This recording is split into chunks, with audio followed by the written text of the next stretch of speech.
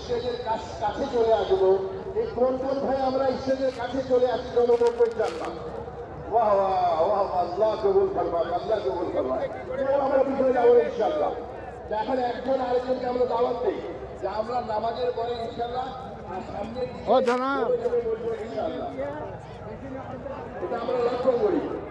আচ্ছা ভাই, আরেকটা কথা জরুরি এলাম ভাই, সবাই আমরা বলে দিচ্ছি, করতেছি তো ভাই, বয়ানের সময় হোক আর যে কোনো সময় হোক আমরা এই প্যান্ডেলে যতক্ষণ থাকবো বা এটা যদি এখান থেকে আমরা আমল করে নিয়ে দিতে পারি, সেটা তো আমাদেরকে আমল দিয়ে দেওয়া দরকার, কি হয় না ভাই?